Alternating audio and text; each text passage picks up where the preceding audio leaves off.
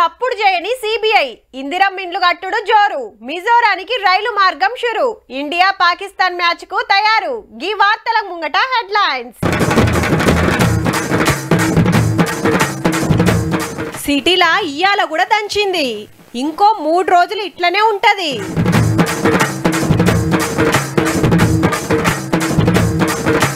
కాళేశ్వరం మీద CBI silent ఏదో నడుస్తుందని కాంగ్రెస్ ఫైట్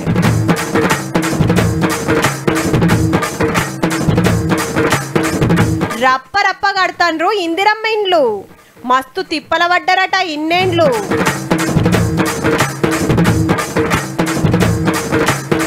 మోడీ సార్ పోయిండు మణిపూర్ మిజోరాం రైలు ప్రయాణం షురు సార్ నేను ఇల్లు కట్టుకుంటా లోన్ కావాలని బ్యాంకు పోయినరనుకో సరే ఫస్ట్ కాగితాలు పట్టుకరా పో అంటాడు మేనేజర్ గారు అడిగినవన్నీ ఇచ్చినాక వాళ్ళు 1కి 10 మాటల చెక్కింగ్ చేసుకున్నాక నువ్వేం చేస్తావు ఎంత జీతం వస్తుంది అది కూడా ఆమ్దాని ఇంకెడికల్లా వస్తుందా ఏరే ఈఎంఐలు ఏమన్నా ఉన్నాయా ఒకళ్ళ రేపు కిస్తీ కట్టకుంటే పరిస్థితి ఏంది అని ఇచ్చులు కచ్చకాయలు అడిగి అన్ని ఓకే అనుకుంటే గప్పుడు లోన్ శాంక్షన్ చేస్తారు ఇక ఆడికెళ్ళి చాలా అవుతుందబ్బా నెల నెల కడతనే ఉండాలి ఓ మానా నడుస్తుంది కానీ గవ్వేం లేకుండా 5 లక్షలు రావట్టే గందుకే తెలంగాణ అంతటా ఇందిరమ్మ ఇండ్లు కట్టుడు జోరుందబ్బా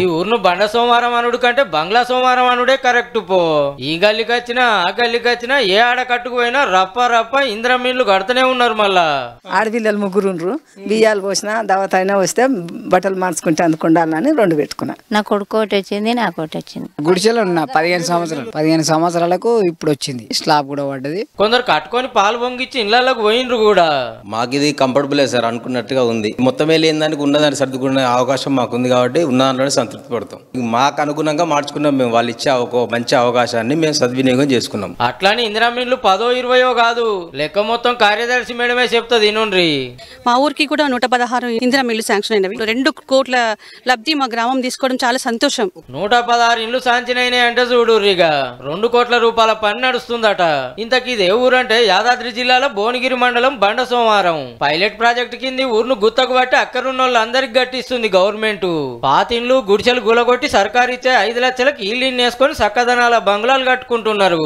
నాకు ఇల్లు వచ్చింది కాబట్టి మేము ఇల్లు కట్టుకుంటున్నాం కాబట్టి మాకు సంతోషం అనిపిస్తుంది అంటే మా పెళ్లిగా ముందుకు వచ్చిన ఇండ్లు అప్పుడు కూడా ఇందిరమ్మ ఇచ్చింది ఇప్పుడు మళ్ళీ ఇందిరమ్మ ఇచ్చింది మాకు 4 వచ్చేసినాయి ఒక బిల్లు వచ్చేది ఉంది నా వాళ్ళు నీ వాళ్ళు అని చూడకుండా రావాల్సిన వాళ్ళకి కావాల్సిన వాళ్ళకి అందరికి అందినాయట రేషన్ కార్డులు అయినాయి ఇందిరమ్మ ఇండ్లు వచ్చినాయి మళ్ళీ మా గ్రామంలో కూడా పార్టీలకు అతీతంగా ఇచ్చారు ఏ పార్టీ లేకుండా ప్రతి ఒక్కరు చూడకుండా అందరికి పార్టీలకు అతీతంగా అందరికి ఇల్లు ఇవ్వడం జరిగింది మా గ్రామంలో రేషన్ కార్డులు కూడా 90 పైగా పెళ్లి చేసుకొని 10 ఏళ్ళైనా కూడా కుటుంబానికి రేషన్ కార్డు రాలేదు ఇటు ఇందిరమ్మ ఇండ్లు అటు కొత్త రేషన్ కార్డులు 2 ఫాయిదాలు అయ్యేట వరకు ఫుల్ ఖుషీలు ఉన్నారనుకో రాదుర్రి ఇన్నేళ్లు కాని పనులు ఇప్పుడు అవుతున్నాయంటే గీ మాత్రం ఉంటది కదా ఏం చెప్పాలి ఆయన బతుకమ్మలు బట్టలని చెప్పిండు బీరు బరాన్ని ఆపుకుంటా చెట్ల పోటీ కూర్చోబెట్టిండు మొత్తం డబల్ బెడ్రూమ్ లేదు ఏమి లేదు ఆయన చేయలేకపోయిండు కాబట్టి వ్యతిరేకం ఏర్పడ్డది ఇక్కడ చేస్తుండు కాబట్టి రేమంతకు జైలు చెప్పగలుగుతున్నాం ఇక 116 బంగ్లాలు కట్టినాక బండ సోమవారం అంటే పట్నంలో కాలనీ లెక్క అవ్వబడుతుండొచ్చు పో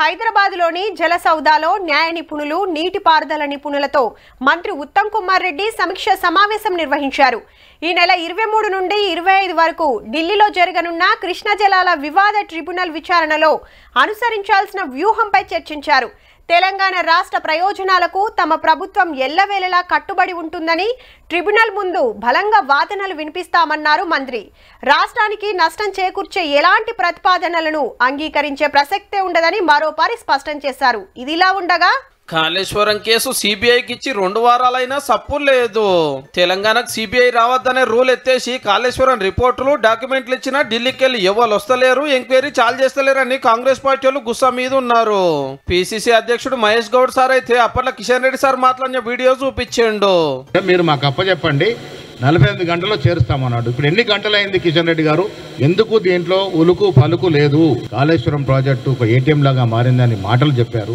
మరి చేతల్లో ఎందుకు చూపెట్టట్లేదు అయితే వెనకాల ఏరే రాజకీయం నడిచింది ఉపరాష్ట్రపతి ఎన్నికల్లో బీజేపీకి ఫాయిదా జరిగిందనేది వీళ్ళ మాట తెలంగాణ కోసం పాటుపడినట్టు సుదర్శన్ రెడ్డి గారిని ఇండియా బ్లాక్ అభ్యర్థిగా పెడితే సిగ్గు లజ్జ లేకుండా మోడీ కాళ్ళకి మొడుగులొత్తుతూ ఎన్నికలకి దూరం ఉన్నామంటే ఇక గద్వాల రామన్న మీటింగ్ పెట్టి సర్కార్ ఏలుబడి మంచిగా లేదు, హామీలు తీర్చలేదని గరం అయ్యండు.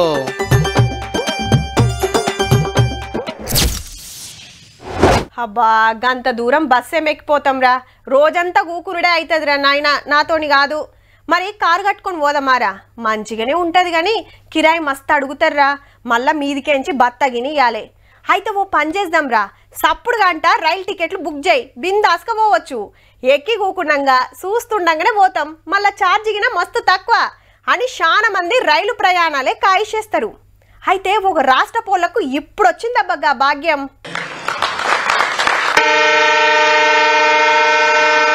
రైట్, దేశానికి స్వతంత్రం వచ్చిన 78 ఏళ్లకు మిజోరాం రాష్ట్రానికి రైల్వే కనెక్టివిటీ వచ్చింది. ప్రధానమంత్రి మోడీ సార్ చాలు చేసిండి. ఇవాళ ఇన్నేళ్ళు ఆడొకటి ఈడొకటి ఆ రాష్ట్రంలోనే తిరుగుతుండే గానీ ఇంకో రాష్ట్రానికి పోతానికి పట్టాలు లేవు. మరి ఇక ఇప్పుడు 4 నడుస్తున్నాయి. ఇక అస్సాం, ఢిల్లీ, కలకత్తాకు బండ్లు తిరుగుడు. మిజోరాం అంటే దేశంలో అటుకోసకుండే ముత్యమంత రాష్ట్రము. మొత్తం కొండలు, గుట్టలు, అడవులు, నదులు, లోయలు ఉంటాయి. మళ్ళా రోడ్లు వేసుడే కష్టం. గసొంటి జాగల 52 కిలోమీటర్లు పట్టాలు పడుచుడంటే చిన్న ముచ్చటేం కాదు. 8,000 కోట్లు ఖర్చు పెట్టిండ్రు. అంటే కిలోమీటర్ కు 157 కోట్లు అయినట్టు. దేశంలో ఇంకేడైనా 15 కోట్లలోనే అయిపోతుంది. 143 వంతెనలు కట్టి 45 సురంగాలు దొవ్విరంటే చూడుండ్రిగా. తోపు ఇంజనీర్లు 11 ఏళ్లు కష్టపడితే దునియాలనే మస్తు కష్టమైన రైల్వే ప్రాజెక్టులలో ఒకటి రికార్డులకు ఎక్కింది. ప్రతి 200 మీటర్లకు ఐదర్ బ్రిడ్జ్ ఆర్ టన్నెల్ ఇలా ఉంటుంది.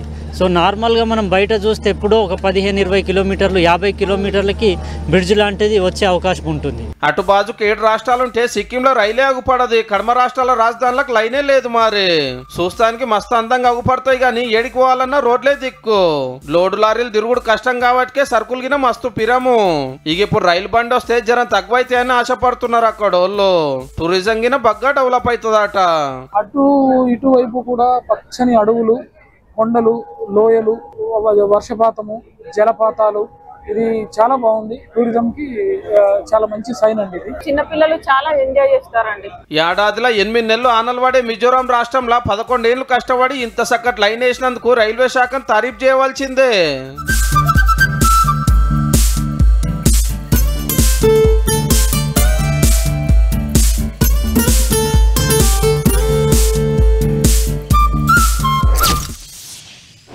అరే గమ్మతున్నదా బాణ ముచ్చట. పొద్దుగాల లేనే లేదు, అమ్మటాలకు రానే లేదు, పగటిలి పత్తాకు లేదు. ఇక మా పటిలి కాగానే మబ్బు పట్టింది, దంచుడే దంచుడు. అందరూ డ్యూటీలు దిగే యాళ్ళకే డ్యూటీకి ఎందుకు ఎక్కుతుందో. మీ ఊర్లో ఎట్లున్నదో కానీ పట్నంలోనైతే గిట్లున్నది. మరి చీకటి పడ్డాక 6 గంటలకు అందుకుందబ్బానా. ఒక్కొక్క కాడ గట్టిగానే పడ్డది కానీ ఎక్కువ మట్టుకు ముసురే. తుప్పురు పడుతుంటే అట్లనే తడుచుకుంటా పోయినరు. అందరూ డ్యూటీలు దిగి ఇండ్లకు పోయే టైం అయ్యే. మళ్ళా శనివారం ఆడాడ ట్రాఫిక్ జాములు కూడా అయినాయి. వర్ష తీవ్రత అనేది రానున్న ఈ రోజు రేపు కూడా కొనసాగే అవకాశం అయితే కనిపిస్తుంది. ఇంకా 15వ తారీఖు నుంచి కొంచెం తీవ్రత తగ్గుముఖం పట్టే అవకాశం కూడా స్పష్టంగా కనిపిస్తుంది. అంటే మంగళవారం దానికి ఇట్లనే ఉంటది. ఇక జిల్లాలల్లా పెద్దగా ఏం పడలే గాని మొన్నటానలకే చిత్తడుంది. మొత్తంగా చూస్తే ఈ ఏడు పడాల్సినంత ఆన పడ్డట్టేనట. తెప్పలు మోసుకొచ్చిన నైరుతి ఋతుపవనాలు చిన్నగా వెళ్ళిపోయే టైం వచ్చిందట. కానీ అంతలోపట గిట్లుంటదంటారు వాతావరణం శాఖ ఆఫీసర్లు. రానున్న 5 రోజులు కూడా తెలంగాణ రాష్ట్రం అంతటా కూడా ఇటు ఉరుములు మెరుపులతో కూడినటువంటి వాతావరణంతో పాటు ఈదుడుగాళ్ల ప్రభావం కూడా గంటకు 30 నుంచి 40 కిలోమీటర్ల మేర ఉండే అవకాశం అయితే కనిపిస్తుంది. ఆనవడ్డ సలివెట్టిన మబ్బుల డ్యూటీకెక్కి రోడ్ల మీద చెత్తాచెదారం సాఫ్ చేస్తారు సఫాయి కార్మికులు. ఇంట్లో మోరీల నీళ్లు చక్కగా పోకుండా డ్రైనేజీలు ఆగినా వాళ్ళు రావాల్సిందే. 1,00,000 రూపాయలు ఇచ్చినా గా పని ఇంకొకరు చేస్తారా?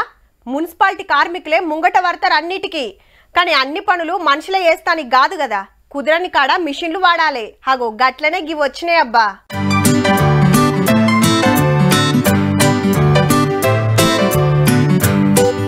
4 పయ్యల బుడ్డ మిషిని, ముంగట లైటు, దానికో కెమెరా. ఇక డ్రైనేజ్లకి దింపంగానే మెల్లగా నడుచుకుంటూ పోతాంది. ఈడ కంప్యూటర్లో చూస్తున్నారు లోపట ఎట్లున్నది, ఏడన్నా చెత్తా చెదారం ఇరికిందా, పైప్ అంతా సాఫ్ గానే ఉన్నదా అని. తక్లీఫ్ ఉంటే ఎమ్మటే ఇంకో మిషిని పంపిస్తారు. తాడు కట్టి దింపంగానే బురద నీళ్లు మొత్తం గుంజేస్తది.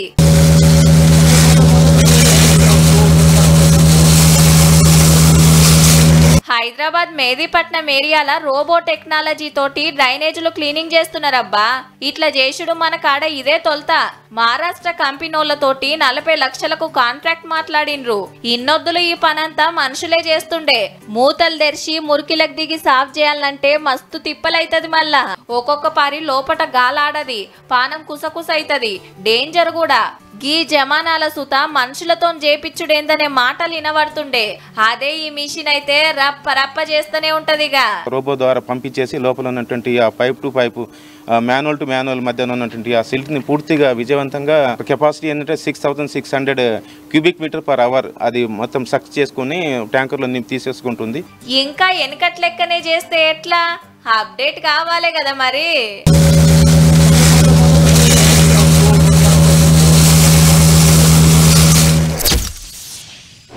లెక్కకైతే ప్రధానమంత్రి సారు రోజుకో కాడికి పోతూనే ఉంటాడు. గట్లనేమన్నా ముఖ్యమైన ముచ్చట్లు మాట్లాడుతానో, కొత్తగా సారేమన్నా వేస్తానో అదో వార్త అవుతుంది, దేశమంతా చూపిస్తారు. లేదంటే ఆ రాష్ట్రం వరకే అదో వార్త. అయితే ఇలా ఓ రాష్ట్రానికి పోతే 3 రోజుల ముందు సందే దేశమంతా ప్రచారం నడిచిందుల్లా. దీనికో లెక్కుంది మళ్ళా.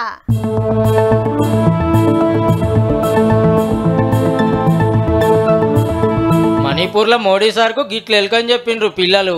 2.5 ఏళ్ల కిందట మస్తు లొల్లులైనాయి కదా. అప్పుడు సగలం ఆగమైన వాళ్ళ పిల్లలంతా అప్పటి బాధలు చెప్పుకుంటూ ఒక ఏడుపు కాదు. రిజర్వేషన్ల కోసానికి తెగల నడుమ కొట్లాటలైతే 250 మందికి మీదనే కాలం చేసిండ్రు. మరి గా గడబడి జరిగినాక ప్రధానమంత్రి సార్ మణిపూర్ కచ్చుడు ఇదే తొలుత. మరి బాధితులతో ముచ్చట పెట్టి కావాల్సిన సాయం చేస్తాం, ఎవరు బుగులు పడకూరు అని ధైర్యం చెప్పిండు. గాలి మోటార్ డిపో, రోడ్లు, రైలు తోవలు, మెడికల్ కాలేజీలు, స్కూళ్లు, హాస్టళ్లు, మంచినీళ్లు, ఎండపల్కల కరెంటు ఇట్లా 7,500 కోట్ల పనులు చాలు చేసిండు.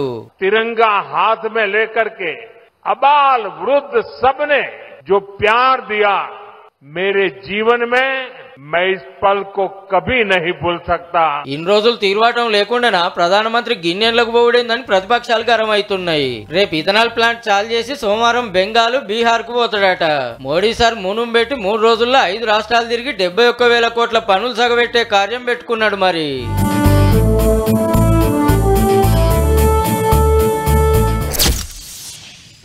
తెల్లంగి, ఆస్మాన్ రంగు పాయింట్, ఆడపిల్లలకైతే గౌను, కాకి నిక్కరు, కాకి రంగు గౌను. మునుపు గివ్వే ఉంటుండే బడి డ్రెస్సులు. కానీ ఇప్పుడు తీరు తీరు రావట్టే.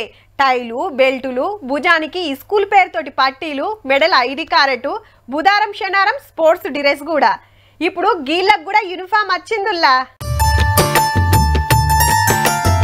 ఒక్క తీరు డ్రెస్లా ముద్దుగున్నారులే పిల్లలు. అంగన్వాడి పోరల యూనిఫామ్ వల్ల ఆడవిళ్లకు గౌను, మగ పోరలకు అంగిలాగు.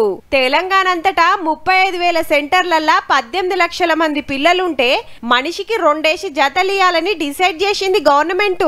కావలసినంత బట్ట జిల్లాలకు పంపిస్తే కొలతలు తీసుకొని కుట్టించు నడుస్తుంది. ఖమ్మం జిల్లాల 2-3 సెంటర్ల ముందే అందుతే వేసుకొని మురుస్తున్నారుల్లా. ఉన్న వాళ్ళు లేని వాళ్ళు అనే తారతమ్యం లేకుండా అందరూ ఒకే రకమైన డ్రెస్సులతో కనిపించటం ఆహ్లాదకరంగా. రోజుకొక డ్రెస్ కావాలని అడుగుతా ఉంటారు. దానివల్ల వాళ్ళు కొంచెం ఇబ్బంది పడుతూ ఉంటారు. ఇట్లా యూనిఫామ్ ఇవ్వడం వల్ల వాళ్ళు కూడా రోజు ఒకే యూనిఫామ్ మెయింటైన్ చేయడం వల్ల మేము ఒక స్కూల్ కి వెళ్తున్నాం అన్న భావనలో వచ్చారు. అంగన్వాడి స్కూల్ అన్సుతా పవేటోళ్లకు పోటీగా ప్లే స్కూల్ తయారు చేస్తామన్నారు కదా. బడి చుట్టూరా మంచి మంచి బొమ్మలు, అక్షరాలు, అంకెలు పెయింటింగ్ వేసిండ్రు.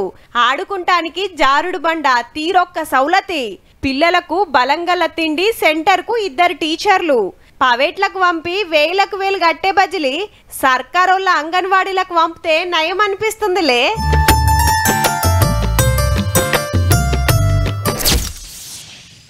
నీ అవ్వగారింటికి వెళ్ళి లచ్చలు తెచ్చినావు ఏమో, బాగా నిలుగుతున్నావు. పోతే నేను వండుకోనా తిననా అని పెనిమిటి. మొత్తం మీ అక్కలకు షెల్లెండ్లకే పెడుతున్నావు. ఇక రేపటి నాడు మనది అడక తినే బతుకైతే చూడు, నువ్వు ఇట్లనే పెట్టుకుంటా పోతివా అంటే అని ఇంటామే. మొన్న మీ వాళ్ళు రాగానే ఊరికి కిలో మటన్ మందు బాటిల్ తెచ్చినావు.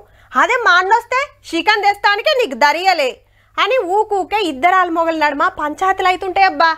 అవి ఇంత పెరిగి 7కో పోతుంది. ఇంతకు ఇప్పుడు అసలు వార్త ఏంటంటే,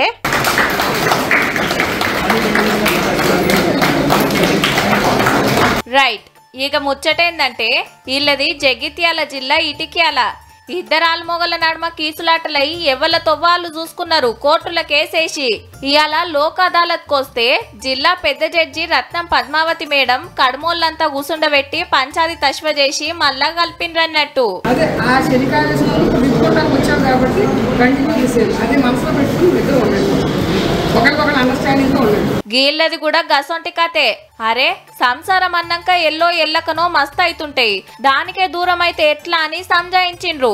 నువ్వెంత అంటే నేనెంత అని అదే జిజ్జు మీద ఉంటే ఇద్దరు జీవితాలు ఆగమే, మళ్ళా పిల్లలు కూడా ఉన్నారు. గందుకే 4 మంచి మాటలు చెప్పి ఇప్పుడే పెండ్లైందనుకో నిమ్మలంగా ఉండుండ్రని ఎవ్వలింటికాళ్ళని పంపించేసిండ్రిగా.